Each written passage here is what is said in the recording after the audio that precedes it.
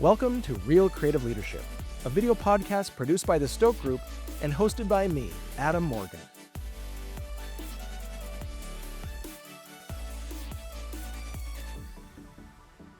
Welcome back to Real Creative Leadership. Today we're talking with Donna Lamar, Head of Video Content and Entertainment at Spotify.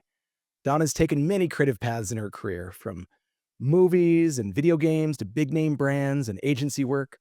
And being a creative means a lot of reinvention of oneself, of brands, of creative work, but showing up in a different way can feel tricky to pull off in our instant feedback culture.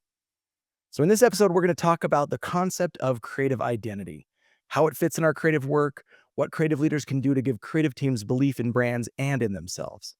So welcome to the show, Donna. Hi, thank you, and I'm happy to be here. Wow, So, excellent. Well, your resume is awesome. It's a laundry list of names from Apple and Disney and Twitter and Nike. So you've had quite a journey, and it's really awesome for our listeners to hear different career paths and different experiences that people have had. But what aspects of your career have influenced your creative leadership style the most? I have to say, way back early in the days before I was a leader per se. I mean, I was a manager, but I wasn't actually a leader. I didn't feel like I was a leader. I think that's probably more accurate to say. I was at Wieden Kennedy before I went brand side, and it was really formative experience because in that agency, it was all about creativity, and they would just sort of send you off with a project, and you were supposed to return with something amazing. And it was highly competitive. It was really fun. And it was also like a group of people who didn't quite fit anywhere else specifically, but some kind of way we all fit together. And I think that was very formative for me in terms of how I access creativity and actually how I manage and lead now.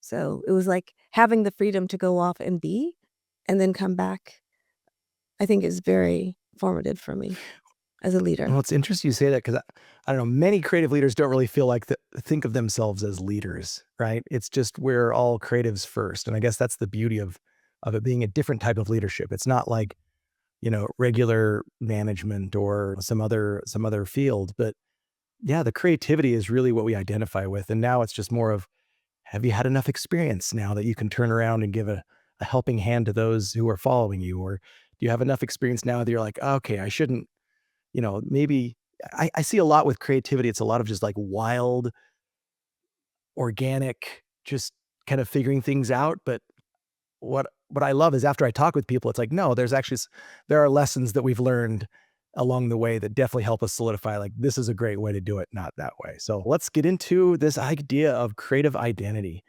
I'd love to just start out with you giving us a definition of your thoughts on what is a creative identity. I will do that, and I'm actually going to make sure I get it right. I'm gonna read it to you just because Perfect. Perfect. just because I wanna make sure because it's something that I've been thinking about. I started thinking about it in 2019, Okay. right? And from then to now, the industry has changed and sort of the way I think about creative ID has also changed. So I think I wanna start from a mindset that I took this whole creative ID situation from a mindset that creativity and identity are intrinsically linked. They are linked Mm, together. I don't think that you can actually separate that. So then the question becomes like, well, if you have a belief system that we've adhered to since we were young, where we would as we explored who we are, who we are, like just centrally who we are, and then how do we express who we are? Then if you think about that, you think about I could be an artist, I could be a visionary, I could be a philosopher, I could be all of those things, which is amazing. And the way that we express those things are through our actions and whatever it is that we tend to do. But the notion of creative ID is basically how do you use your creativity with the express desire to become a brand? What is the curated expression of our creativity that could lead to brand sponsorship? And that's when I say creative ID, that's what I'm talking about. And it's I don't know, I think it's a very interesting thing because we live in a world right now of influencers and of like social media and everything where everyone knows what it's like. When you say brand yourself, what do people say? People Mhm. know what that means. 10 years ago, if you were, I guess 2019 is not quite 10 years ago, but in 2019, people were talking about like normal people who are now influencers. We're talking about like, how do I become a brand? What does that mean? How do I get sponsorship? And that was not part of the conversation. But it is very much part of the conversation now and part of who we are as creative individuals and how the world actually operates in terms of like brands and advertising and just how we move through life. Yeah, there are a lot of things that I just want to kind of dig into that I think are really, really fascinating with this topic because realistically, most of our audience here are creative professionals who either work for a brand or an agency. And at least in my experience in, the last 30 years, it's been mostly around how am I in service of my client or in service of my brand or in service of my company? And you start to feel like you're this just creative mercenary, right? You talked about the Wyden Kennedy days, give you an assignment, run off and come back with brilliance and it better sell something, right? Like there's gotta be a project, there's gotta be something tied to it, which is fine. Like we're not out here being creatives and just creating art on our own necessarily. Sometimes we're doing it for companies, right? So this idea of a creative ID where it's not just, hey, I'm plug in whatever client account thing and I'll just make it look beautiful or make it sound beautiful. But you're saying like deep down, there are intrinsic things within us that from our culture, from our growing up, from our likes and dislikes and our just lived experience that we're going to give a little bit more to that experiment of doing art or creative for companies and that we got to pay attention a little bit more to it. Because yes, when we become our own brand, it's not just a matter of like, ta-da, I'm just this fully formed thing that jumps out of the world and becomes an influencer. You got to like dig in a little bit and understand who am I? What do I stand for? What matters to me? What are the things that influence my creative ID? Do I have that correct? You do have to dig into it, absolutely, but I think you have to do that anyway. But I think what I am trying to say is that we are finding our creative we are finding and creating ourselves through consistent creative immersion. Like that's how we find out who we are. That's our identity, right? But now we're moving or we have moved to like finding a creative identity through a feedback loop. And that feedback loop is like social media or our friends on social media or the branding that we work for. And that's because the world itself has changed in the way that we communicate. So I think for like myself and probably my generation or the generation before me, working as a creative was very much like exploration of your identity through bringing that identity into a marketing or an advertising space, right? So, like, you are 100% like bringing yourself and your ideas into it is a market space and a marketplace, but it's not for the purpose of marketing or it's like it's for the purpose of actually bringing yourself and showing up in a way that maybe other people don't know, like, I mean, culturally, because if you look at the advertising industry, years and years ago, it was less diverse than it is now.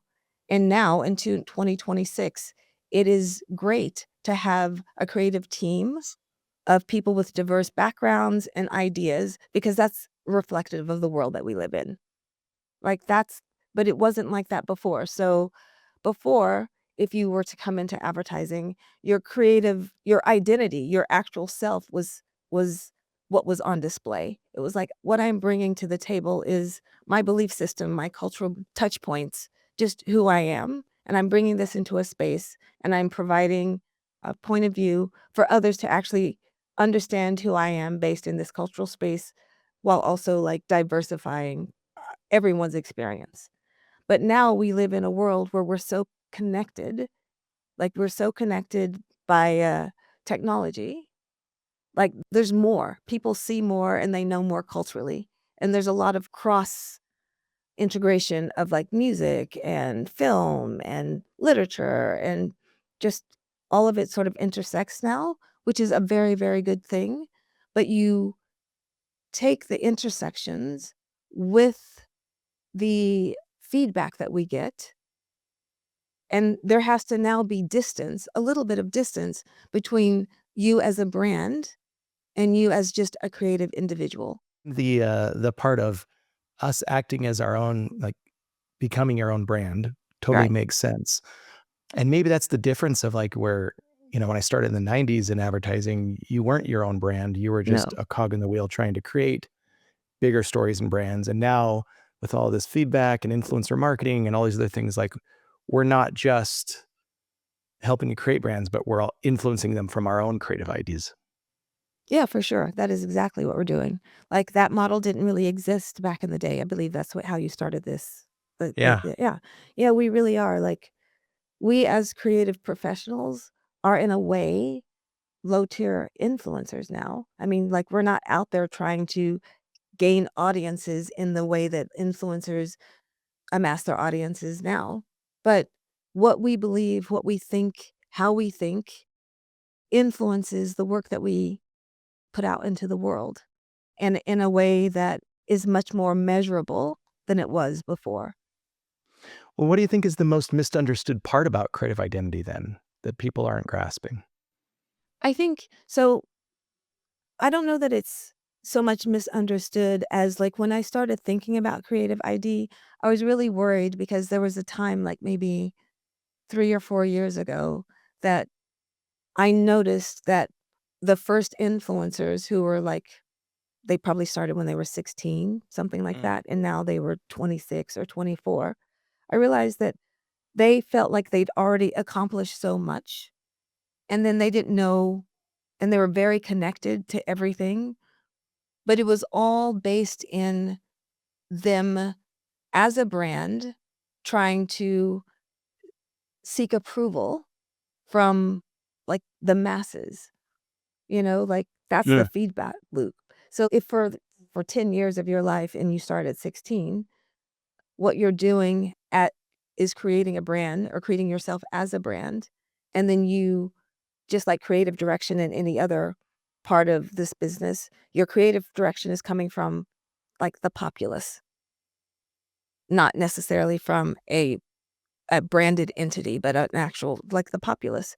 And if you change your mind or you change your brand or you change yourself based on the feedback that you get, at some point, I think that becomes it becomes hard to understand what your point of view really is as an Hmm. individual. But working in this industry as a creative individual, and for many, many years, you do what makes you good or what makes you stand out is actually being yourself and bringing parts of yourself that are not necessarily visible to other people, right? So that is actually, it's a catch-22 situation. But we were trained, or at least I don't know that I was necessarily trained, but before, when everybody wasn't a brand, there was sort of an understanding and a foundation to how one came or approached creativity within the context of business. Hmm. And we have that now, but we have that as a widespread point of view across influencers, across brands, across, like, marketing orgs. So the part that I was worried about, or like the young, young kids coming up, part of being able to sustain creativity and sustain that sort of enthusiasm for life is not being at 24 years old, having made it and not understanding what it is that you truly like. Hmm. So let's dig into the Donna's creative identity. How did you discover yours? How would you explain yours so that you could better give someone some guidance if they were trying to look for their own? Well, I didn't actually even understand that I had a creative ID until I got into the business, into the business of it. I've always thought of myself as just a creative individual, and I would, like, pursue the things that I liked and I had an interest in, and which is what I still do. That is what I currently do. But it was not until I started thinking about, okay, I am actually in a business, and I'm in a business is that does influences a lot of people, right? So Hmm. what is the message that I'm putting out in the world that aligns with the brands that I'm working with? Because then it becomes really important. At least it became important to me to make sure that I aligned myself with companies and brands that I thought were a reflection of my own values. And so then when I started thinking down those lines, and I was lucky, like I worked a lot on Nike, like I was an athlete. I mean, loved Nike, so it wasn't really anything to think about because I already love, in fact, I don't think I've actually worked on a brand that I don't love or Oh, don't that's lucky. align with or don't like. And part of that is because once I understood that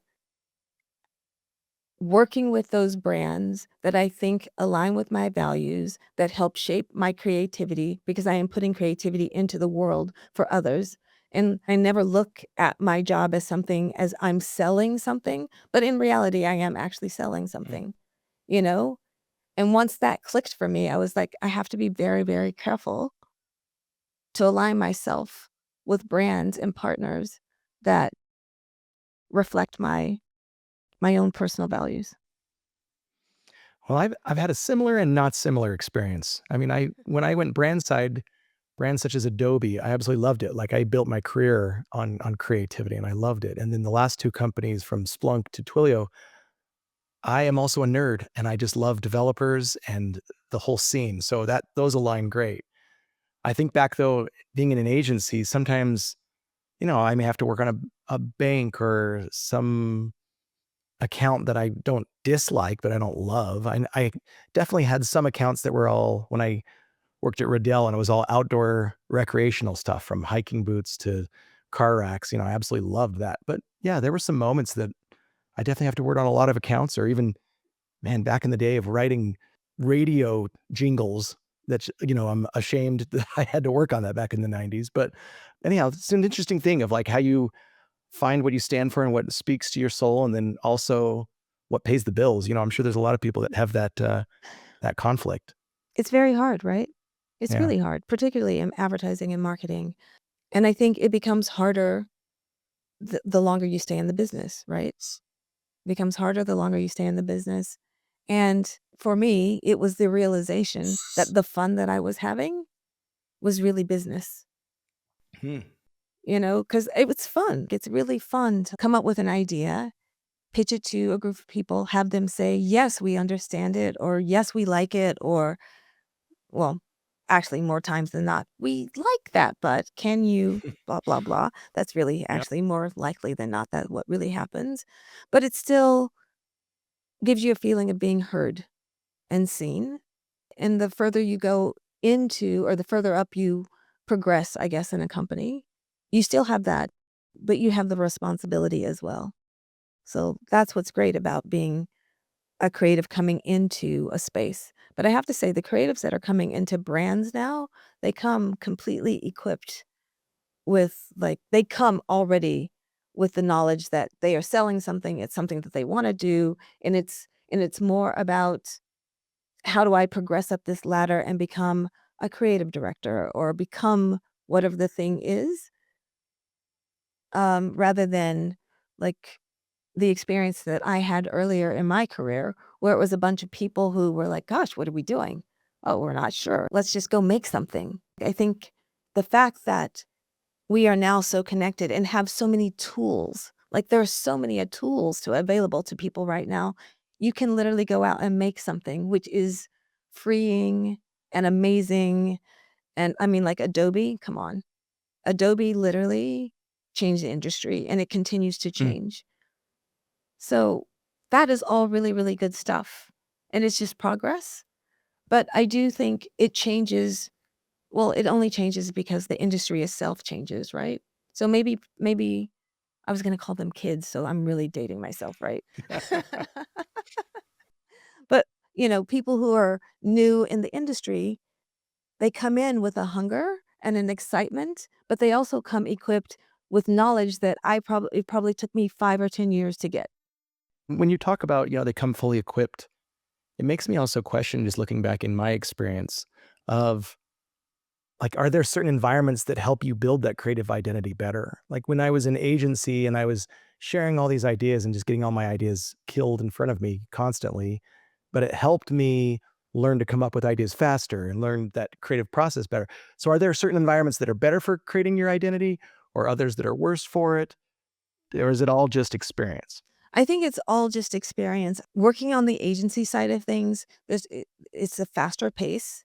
It's way Mhm. more competitive, meaning that you have a bunch of really hungry people with really good ideas who are always nipping at your heels. I mean, like that's part of it, right?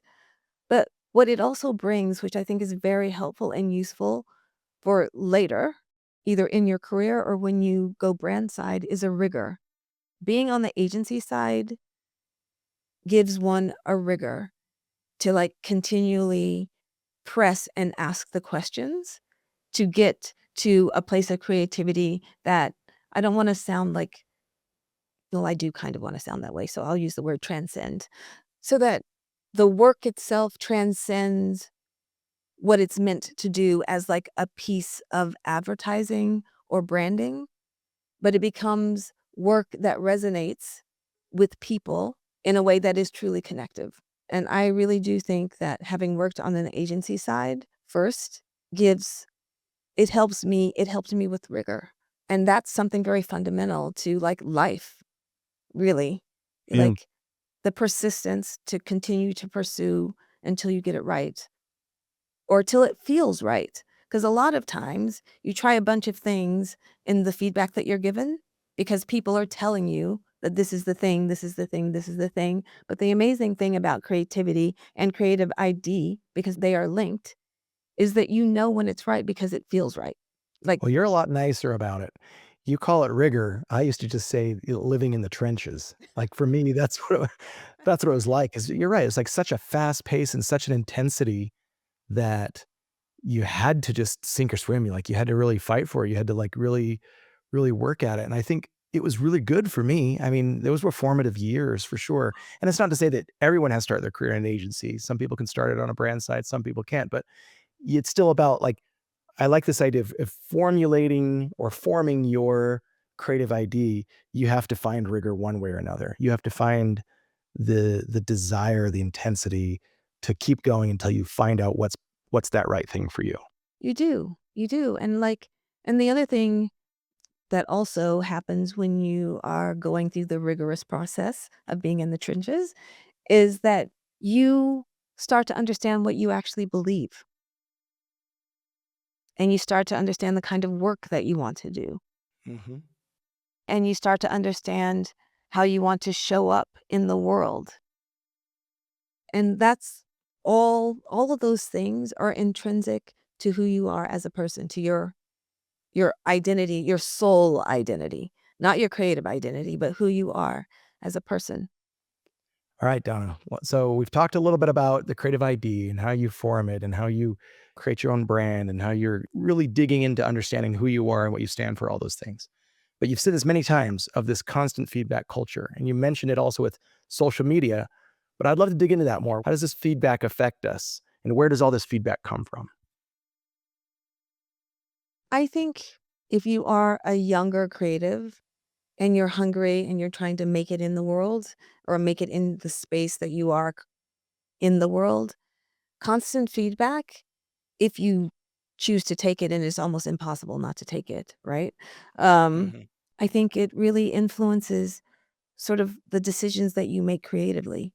It would be different if it was, okay, these 6 people over here are like, what you just presented to me is crap. I don't understand it." You're like, "Okay, well, maybe that's you."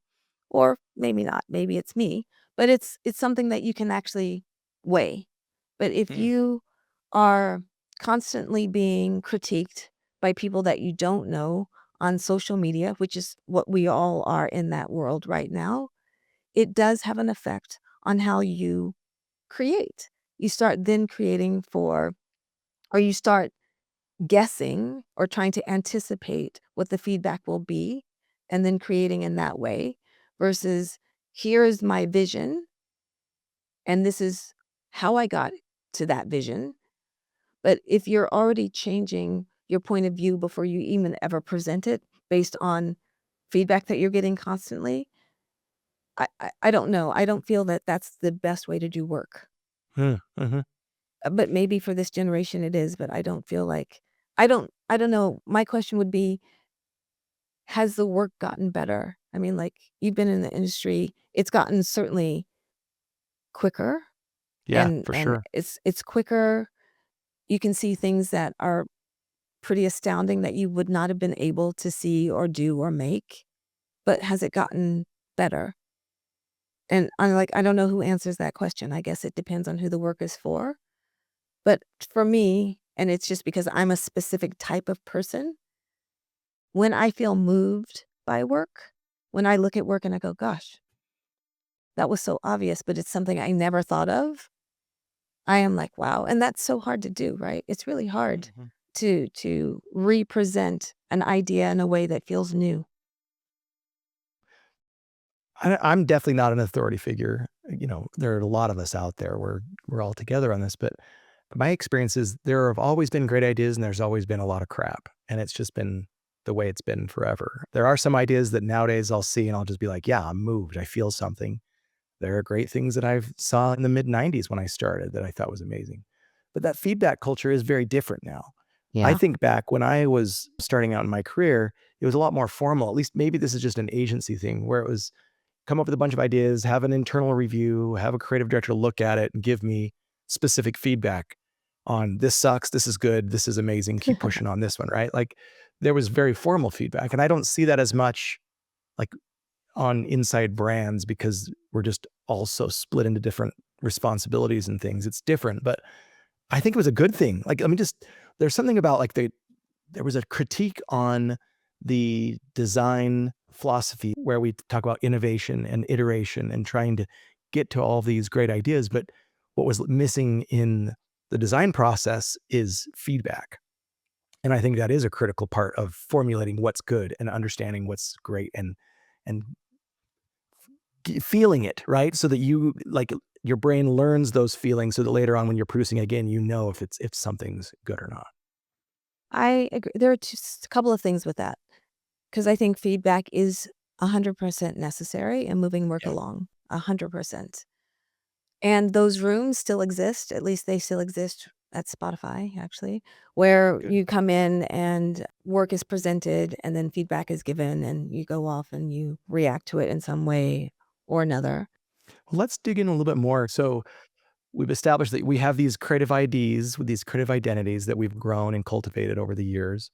And then we go work for a brand that we hopefully believe in. But how does the work and the creative identity intersect? Do they clash? Are they positive all the time together? Is it a matter of like how you're seeing this today where it's coming together and is it making it better now that we're our own individual brands or is it making it worse? That's a hard question for me to answer because, just from personal experience, I think like I work at a brand right now that deals in music, right? Hmm. So Hmm. music is very personal to everyone and particularly to fans and actually artists. It's very personal.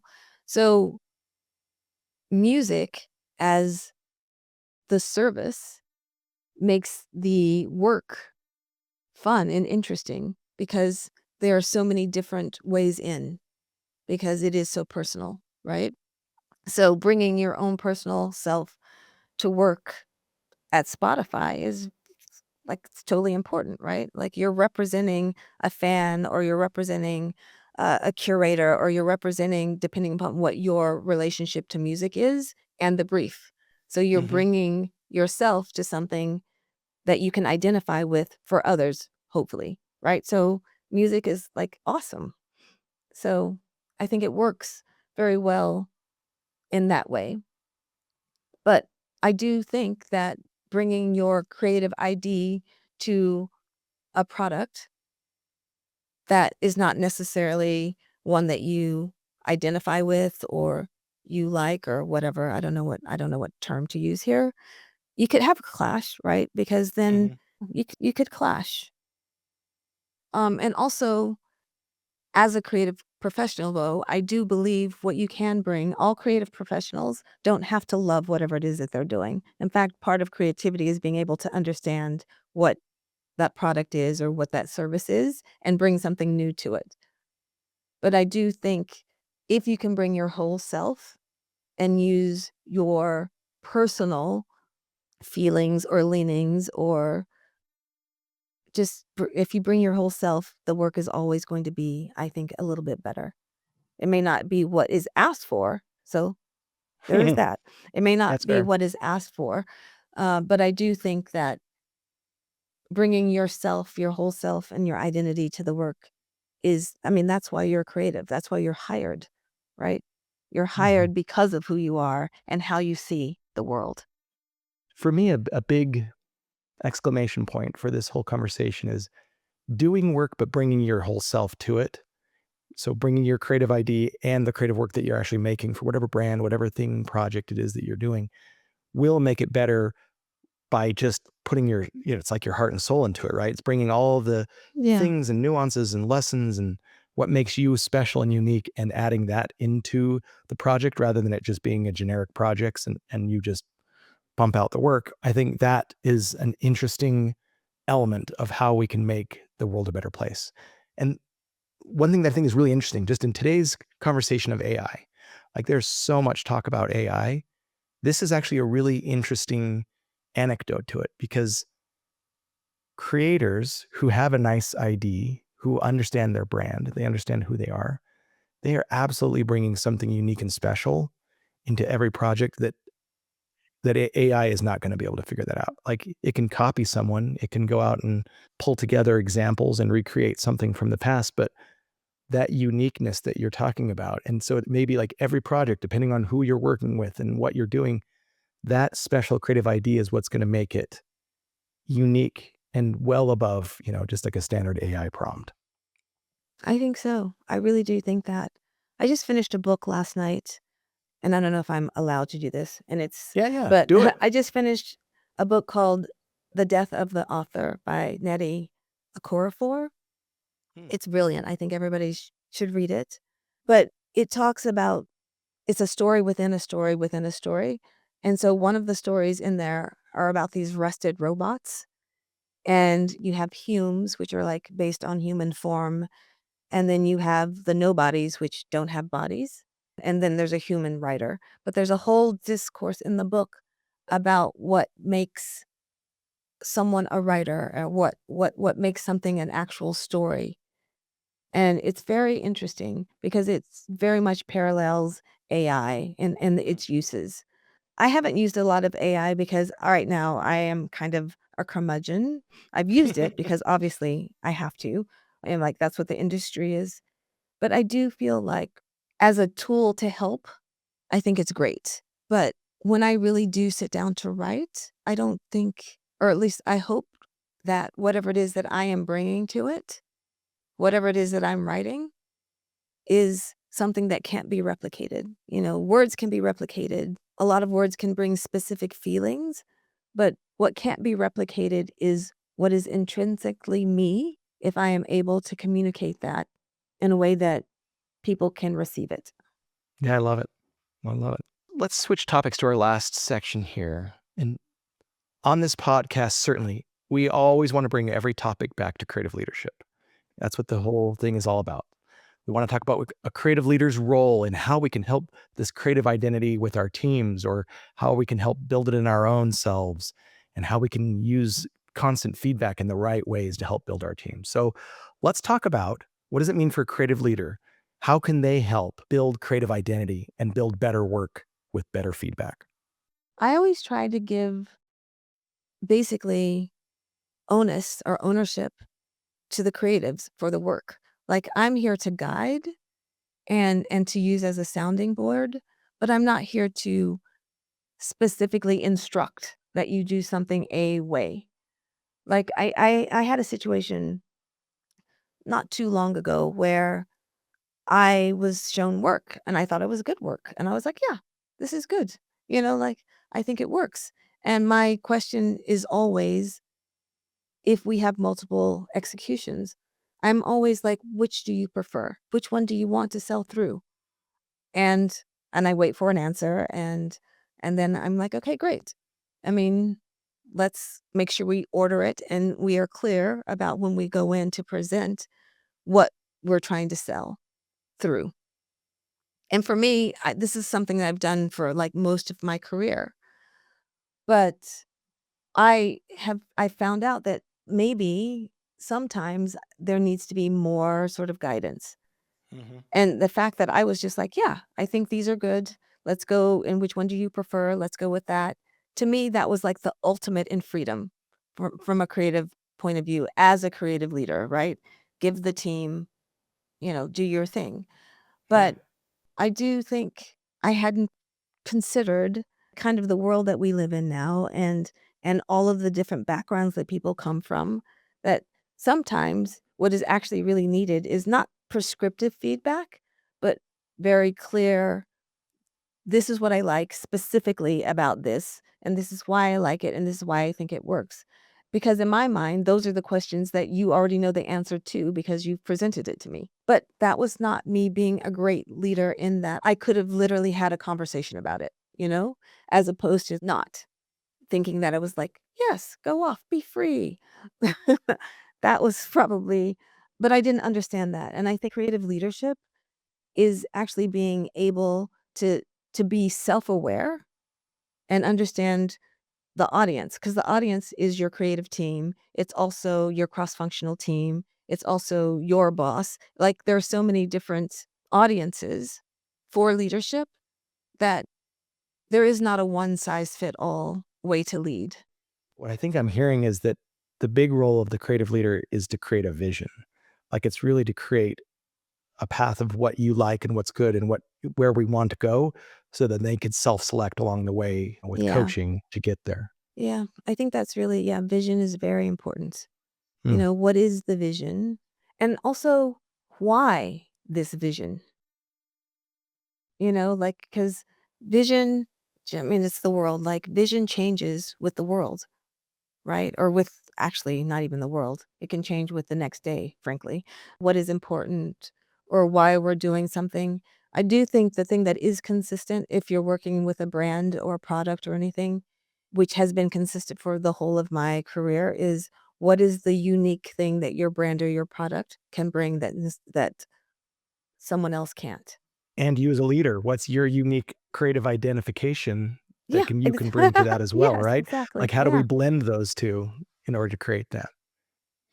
Well, it seems like that's kind of the role then as a creative leader is to go out and not just you've built up your creative ID over the years. You've figured out, what's good and bad and what you stand for.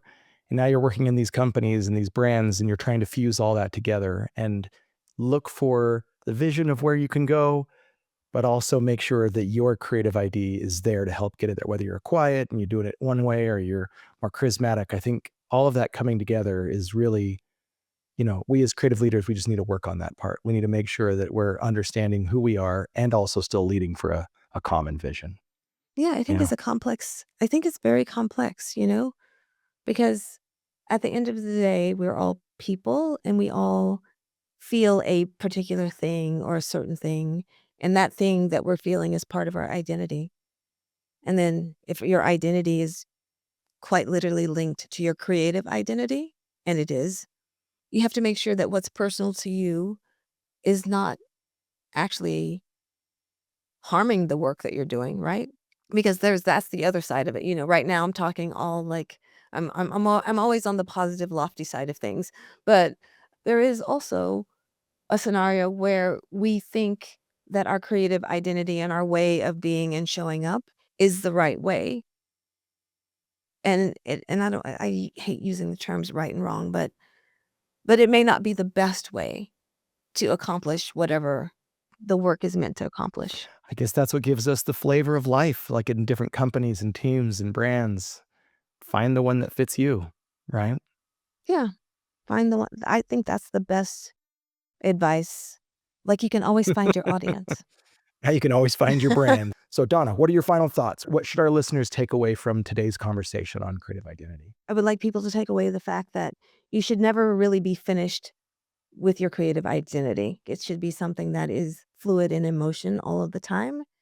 And you should not be afraid to ask for whatever you might need that might help you flourish. Yeah, those are wise words. Thank you, Donna. That's extremely interesting and something that we all can just think about of like how we attack, our next creative leadership problem. As always, you can find me at adamwmorgan.com. And finally, this show is produced by the Stoke Group, a full-service digital agency that specializes in content marketing, video, and interactive experiences. So if you're looking for a partner for strategy or content or anything else, visit thestokegroup.com. Thanks again for listening, and we'll see you next time.